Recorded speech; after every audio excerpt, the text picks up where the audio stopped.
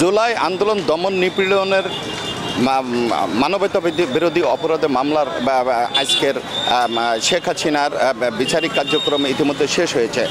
আজকে সেই মামলার রায় ঘোষণা হওয়ার দিন। আওয়ামী লীগ এই দিনটিকে ঘিরে কিন্তু সারা বাংলাদেশে লকডাউন কর্মসূচি ঘোষণা করেছে।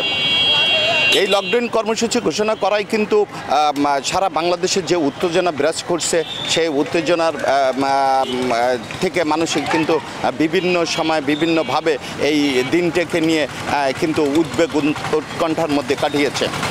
তো আমি এখন অবস্থান করছি সাতক্ষীরা নিউ মার্কেটের চত্বরে।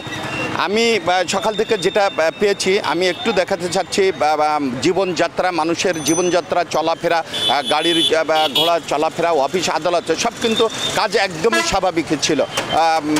বিচারিক কার্যক্রমও স্বাভাবিকভাবে চলেছে।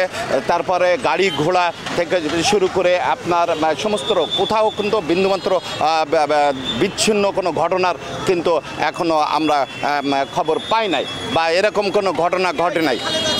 আমি সাতক্ষীরা জেলা পুলিশের সঙ্গে কথা বলেছি, উনি কিন্তু জানিয়েছেন যে সাতক্ষীরার প্রতিটা গুরুত্বপূর্ণ পয়েন্টে কিন্তু জোর তল্লাশি ব্যবস্থা কিন্তু করেছেন।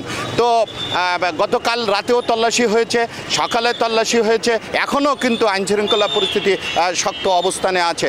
এছাড়া বিভিন্ন সময় আমরা কিন্তু আর্মিদের টহল দিতে দেখেছি, র্যাবের টহল দিতে দেখেছি। সব কিছু মিলাই কিন্তু সাতক্ষীরার সার্বিক যে পরিস্থিতি সেটা কিন্তু খুবই স্বাভাবিকভাবেই সাধারণ মানুষের চলাচল এবং কার্যক্রম, ব্যবসায়িক কার্যক্রম, অফিস আদালতের কার্যক্রম স্বাভাবিক গতিতে কিন্তু চলছে। তো একটু জানিয়ে রাখি, সকালবেলা কিন্তু 9:30টার সময় এনজিবি একটা বিক্ষোভ সমাবেশ করেছে। সাড়ে 11টার সময় কিন্তু জেলা বিএনপি কিন্তু একটা বিক্ষোভ সমাবেশ করেছে এই দিনটির, এই লকডাউনের এই প্রতিবাদে। তারা প্রতিবাদে জানিয়েছেন এই দিনটিকে কোনোভাবে সহিংসতার, নাশকতার কোনো ঘটনা যাতে না ঘটে সেদিকে তারা সজাগ দৃষ্টি রেখেছেন। এই ছিল সাতক্ষীরা থেকে সর্বশেষ।